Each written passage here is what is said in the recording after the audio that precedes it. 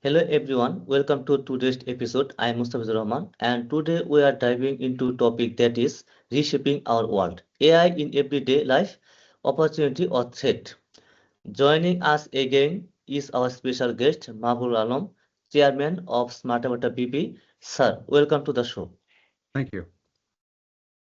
Sir, my first question is the biggest fear people have is that AI will take their jobs. Is it a threat to our careers? What's your opinion on that?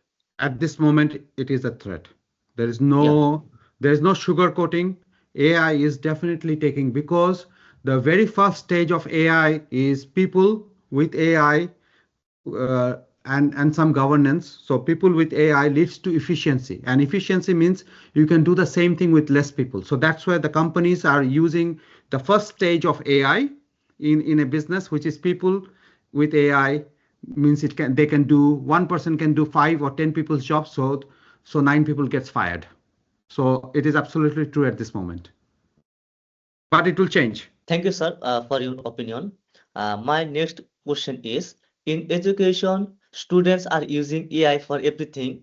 Does this make them smarter or is it making them lazy?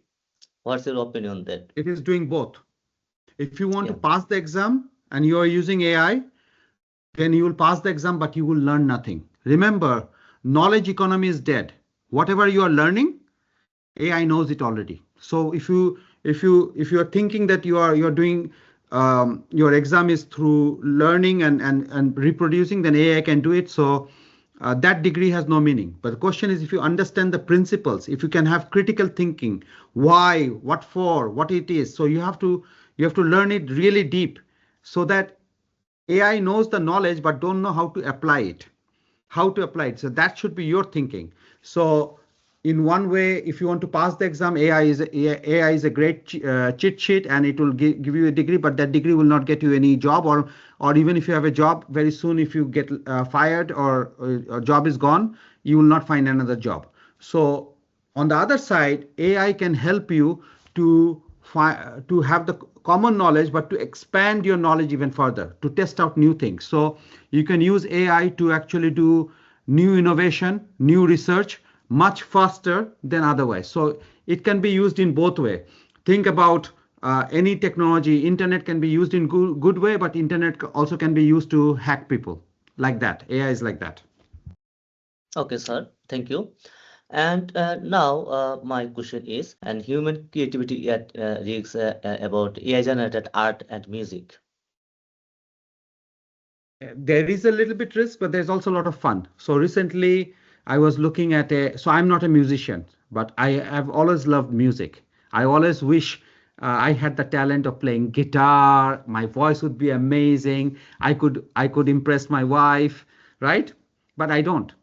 But what is possible with AI is I can write few text, and it can write in a very poetic way, and it can create the music. And if I send her and create that, there's a way, with website I can create it.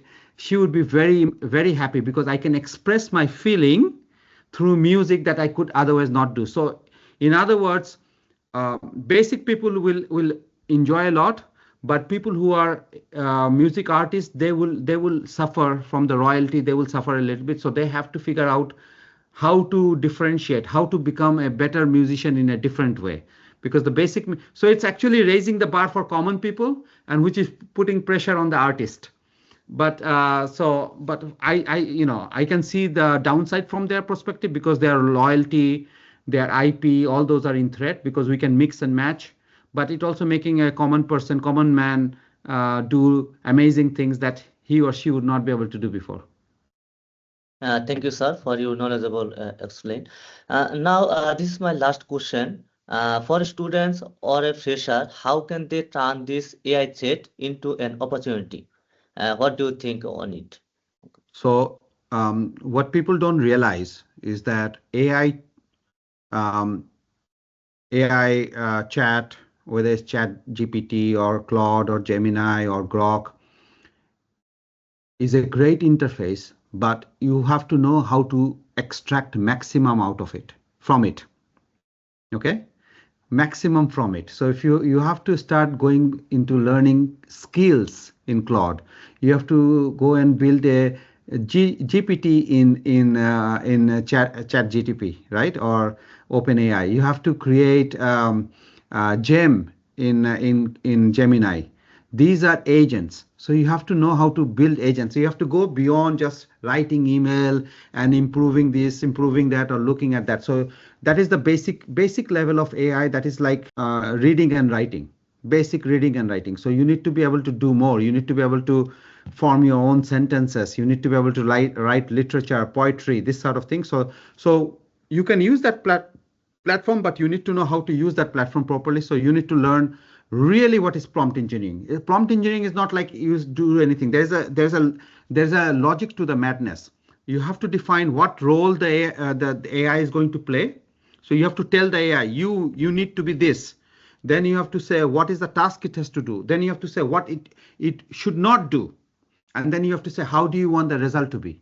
If you write it in this way, then the AI can be customized and give you output that is 80 to 100% more efficient than just generic chat, generic prompt. So you need to know how to do prompt engineering, context engineering. You need to know how to save token, because token price is going to go up, and these platforms will start reducing your free time usage. So you need to get most out of the short time. And okay, thank you all and sir for this valuable insight, and thank you to our listeners for staying with us. If you found this episode helpful, please share it and stay tuned for our next episode. I'm Mustafizur Rahman. Goodbye.